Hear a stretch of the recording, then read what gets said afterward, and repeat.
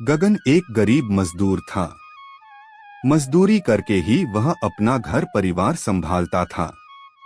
लेकिन गगन अपनी गरीबी से बहुत परेशान था और वह अपनी हर परेशानी भगवान श्री कृष्ण जी को बताया करता था, क्योंकि गगन भगवान श्री कृष्ण जी का बहुत बड़ा भक्त था। वह दिन रात भगवान कृष्ण की भक्ति करता था।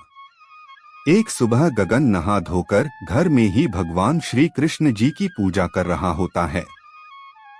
तभी गगन की पत्नी सुगना आती है। सारा दिन हरे कृष्ण हरे राम यही सब करते रहते हो तुम। अरे अगर दिन रात भगवान कृष्ण की भक्ति करने से हमारा गुजारा हो जाता तो। मुझे भगवान कृष्ण की भक्ति करने में कोई तकलीफ नहीं है, पर यहाँ तो इतना पूजा पाठ करने के बावजूद कड़कती धूप में पत्थर तोड़ने पड़ते हैं इंसान को डोट। अरे क्या हो गया है तुम्हें? क्यों चिल्ला रही हो सुबह सुबह? मैंने कितनी बार कहा है तुमसे, जब मैं पूजा कर रहा हूँ तो मुझे परेशान करने मत आया करो। अरे मैं खुद परेशान हूँ, तभी तो मुझे मजबूरन आपको भी परेशान करना पड़ता है, क्योंकि हमारे बीच एक पति पत्नी का रिश्ता है और एक पति होने के नाते आपका फर्ज बनता है कि आप मेरी सभी जरूरतों को पूरा करो। अरे आखिर कौन सी कमी रह गई जो मैंने अभी तक पूरी नहीं की? अरे कौन कौन सी कमियां बताऊं मैं? ना तो घर में राशन है और ना ही मेरे पास पहनने के लिए कपड़े। यह साड़ी देख रहे हो, पता नहीं कहां कहां से फटी हुई है। यह जैसे तैसे इन कपड़ों को सिलकर पहनती हूं मैं। अपनी पत्नी की बात सुनकर गगन को बहुत गुस्सा आता है और वह गुस्से में तनतनाते हुए अपने घर से निकलकर अपने काम पर चला जाता है। गगन मजदूरी का काम करता था, इसलिए वह एक बड़े से पत्थर को कड़कती हुई धूप में तोड़ रहा होता है।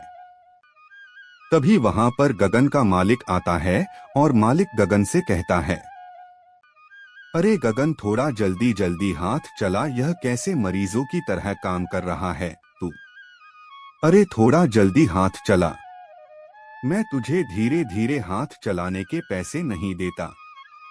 मालिक कर तो रहा हूं, खाली थोड़े ही ना बैठा हुआ हूं। अरे तू खाली तो नहीं बैठा है, पर हाथ में हथौड़ा लेने के बावजूद तुझसे जल्दी काम नहीं हो रहा है। साफ साफ बता दे, तेरा काम करने का मन है या नहीं? देख रहा हूं पिछले कुछ दिनों से तेरा ध्यान काम में कम और यहाँ के मजदूरों से फालतू बातें करने में ज्यादा लगा रहता है। मालिक की बातें सुनकर गगन को गुस्सा आता है और वह गुस्से में अपने मालिक से कहता है, मालिक जिस दिन मैं अपना काम पूरा करके ना जाऊं, उस दिन आप मुझसे कहना। रोज का काम शाम तक खत्म करके ही जाता हूं। और हाँ, शांति से काम करवाना चाहते हो तो ठीक है, वरना अगर इसी तरह से मेरे सर पर तांडव ही करना है आपको तो आप मुझे बता दो, मैं आपका काम नहीं करूंगा। तेरी यह हिम्मत कि तुम मुझसे जुबान लड़ाई, दो कौड़ी के मजदूर आदमी, तुझे यही खड़े खड़े खरीद सकता हूं मैं, समझ आई बात? और मुझे तेरे जैसे बदतमीज और कामचोर लोगों की कोई जरूरत नहीं है। निकल जाए यहाँ से, अपने लिए कहीं और काम देख। हाँ ठीक है, मुझे भी आप जैसे लोगों की कोई जरूरत नहीं है। भगवान श्री कृष्ण ने चाहा तो एक दिन मैं दुनिया का सबस। अबे जा तू और तेरा कृष्ण। गगन की बातों से मालिक को भी गुस्सा आता है और वह गगन को वहां से भगा देते हैं। बेचारा गगन गुस्से में अपने घर जाता है।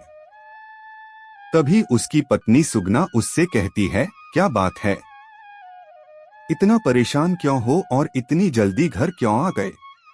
परेशान इसलिए हूं कि आज मालिक से मेरी बहस हो गई और इतनी जल्दी घर लिए आ गया हूं मैं, क्योंकि मैंने काम छोड़ दिया है। मुझे उस बदतमीज घमंडी मालिक के पास काम नहीं करना। अरे घर में 1 रुपया नहीं है, खाने के लिए राशन भी नहीं है और तुमने काम छोड़ दिए। क्या जरूरत थी मालिक से बहस करने की? अरे वो लोग बड़े हैं और उनकी दो चार बातें सुन लोगे तो घट नहीं जाओगे तुम। इस सुगना, मुझे समझाने की कोशिश मत कर। मेरा नाम गगन है, गगन। मुझे किसी की गुलामी करके काम करने की आदत नहीं है। मेरा सर हमेशा श्री कृष्ण भगवान जी के आगे ही झुकता है। अरे तो तुम्हारे श्री कृष्ण भगवान जी को दिखाई नहीं दे रहा क्या कि हम यहाँ दाने दाने के मोहताज हो चुके हैं? अरे इतना ही तुम्हें भगवान श्री कृष्ण जी पर भरोसा है तो उनसे कहो ना कि वह हमारी किस्मत बदल दें। सुगना की बातों से गगन को गुस्सा आता है और वह घर से कोसों दूर एक जंगल में जाता है और वहां जाकर एक बड़े से पत्थर पर बैठ जाता है और मनोकामना पूर्ति के लिए भगवान श्री कृष्ण की तपस्या करने लगता है। और इसी तरह से लगभग 41 दिन निकल जाते हैं। 41 दिनों बाद श्री कृष्ण भगवान जी गगन के सामने प्रकट होते हैं और बोले, आंखें खोलो गगन। प्रभु, मुझे पूरा विश्वास था कि आप अपने भक्त की मदद करने के लिए जरूर आएंगे। मेरी तपस्या जरूर सफल होगी। मैं तुम्हारी तपस्या से बहुत प्रसन्न हूँ गगन। बताओ, मैं तुम्हारी कौन सी इच्छा पूरी कर सकता हूँ? भगवान जी, आप सच कह रहे हैं। मैं आपसे जो मांगूंगा आप मुझे वह देंगे। हाँ गगन, तुम्हें जो चाहिए मैं तुम्हें वह दूंगा, पर जो भी मांगना सोच समझकर ही मांगना। ठीक है, फिर मुझे आप एक अमीर व्यक्ति बना दीजिए। मेरे पास किसी भी चीज की कोई कमी ना हो। धन दौलत गाड़ी बंगला सब कुछ मेरे पास हो। मुझे कभी किसी के आगे हाथ फैलाने की जरूरत ना पड़े। गगन, एक बार आराम से सोच विचार कर लो, उसके बाद ही अपनी इच्छा मुझे जाहिर करना। मैं तुम्हें सोचने के लिए थोड़ा समय देता हूँ। नहीं प्रभु, मुझे सोचने के लिए समझने के लिए जितना समय चाहिए था मुझे मिल गया और अब मुझे इस बारे में और कुछ नहीं सोचना है।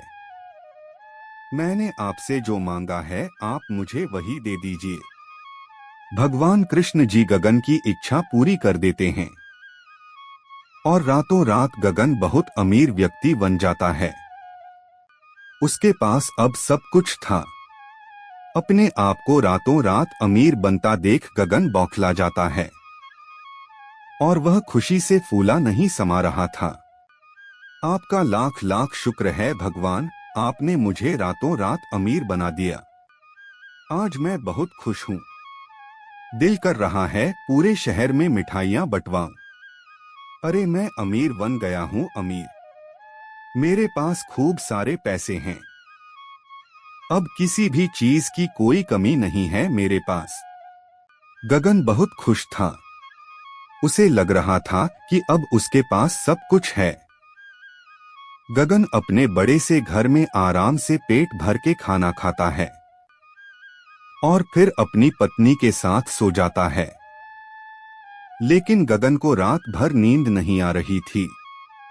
वह बार बार अपने पूरे घर को ऊपर से नीचे तक निहार रहा था। वह कभी अपनी तिजोरी खोलकर तिजोरी में रखे हुए पैसे निहार रहा होता है, तो कभी बालकनी में जाकर अपनी गाड़ियों को निहार रहा होता है। मैं इतना खुश हूँ कि मैं अपनी खुशी जाहिर भी नहीं कर सकता। पता नहीं अब मुझे सुकून की नींद कब आएगी। गगन को रात भर नींद नहीं आती और वह रात भर बालकनी में खड़ा खड़ा बस अपने धन दौलत गाड़ी बंगला इन्हीं सब के बारे में सोच रहा होता है। सुबह सुबह सुंगना उठकर रसोई में जाती है, लेकिन रसोई में खाना बनाने के लिए पहले से ही नौकर लगे हुए थे। सुगना चुपचाप ड्राइंग रूम में आकर बैठ जाती है। उसे कुछ भी समझ में नहीं आ रहा था कि वह क्या करे। अरे क्या फायदा इतना धन दौलत होने का? अरे मुझे सुकून तो अपने इस झोपड़पट्टी में ही आती थी। जब से हमारा घर बदला है और जब से हमारे पास पैसे आए हैं, तब से तो हमारा सुकून ही छिन गया है। सुगना को अपना पहले वाला सुकून वापस चाहिए था, इसलिए वह गगन के पास जाती है और वह अपने पति से इस बारे में बात करती है। सुनो, आपको नहीं लगता कि जब से हम अमीर हुए हैं तब से हमारा सुकून, हमारा सब कुछ छीन गए? अरे भले ही यह घर काफी बड़ा हो और भले ही हमारे पास बहुत सारे पैसे हो, लेकिन मुझे इस घर में वह सुकून नहीं मिल पा रहा है जो मुझे अपनी झोंपड़पट्टी वाले घर में आता था। सुगना, तुम्हारा दिमाग तो ठीक है ना? अरे इतनी मुश्किल से तो मैं अमीर बना हूँ, और एक तुम हो जो गरीबों वाला जीवन दोबारा जीने के लिए मुझसे कह रही हो। हाँ, क्योंकि मुझे यहाँ बिल्कुल भी अच्छा नहीं लग रहा है। मुझे वापस अपने पुराने घर में ही जाना है। अगर तुम्हें जाना है तो जाओ, लेकिन मैं अपना धन दौलत, गाड़ी, बंगला यह सब छोड़कर कहीं नहीं जाऊंगा। गगन की बातों से सुन्ना को बहुत गुस्सा आता है और वह गगन और उसका सब कुछ छोड़कर अपने इस पुराने वाले घर में आ जाती है। तो वहीं दूसरी तरफ गगन अपने लालच में कुछ इस तरह से अंधा हो चुका था कि उसे अब कुछ भी नजर नहीं आ रहा था। और तो और गगन ने अब भगवान श्री कृष्ण की भक्ति करना भी छोड़ दिया था। उसे ऐसा लगता था कि अब वह सबसे सर्वश्रेष्ठ व्यक्ति बन चुका है।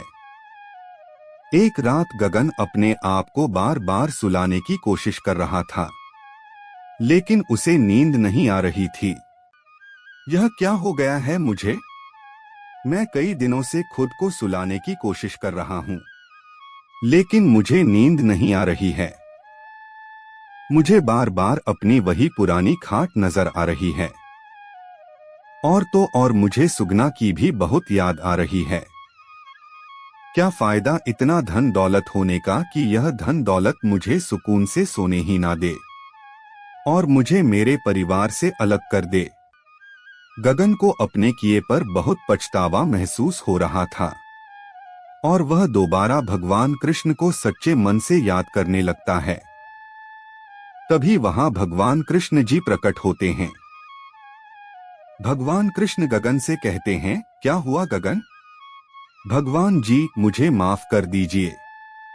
मैं अपने लालच में कुछ इस कदर अंधा हो गया था कि मैंने आपसे इच्छा पूर्ति के रूप में मांगा भी तो क्या धन दौलत पैसा। भगवान जी, मुझसे बहुत बड़ी भूल हो गई है।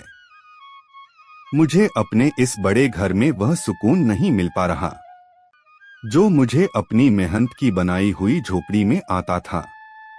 चलो, अच्छा है कि तुम्हें यह बात समझ में आ गई कि असली सुकून इंसान को उसकी मेहनत का बनाया हुआ घर ही देता है।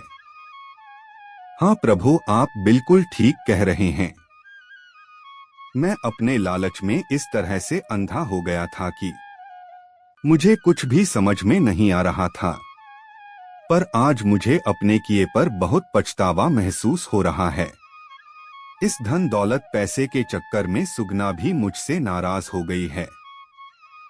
गगन को अपने किए पर बहुत पछतावा महसूस होता है और वह भगवान कृष्ण जी से माफी मांगता है, जिसके बाद भगवान श्री कृष्ण जी गगन को उसका पहला वाला जीवन वापस कर देते हैं।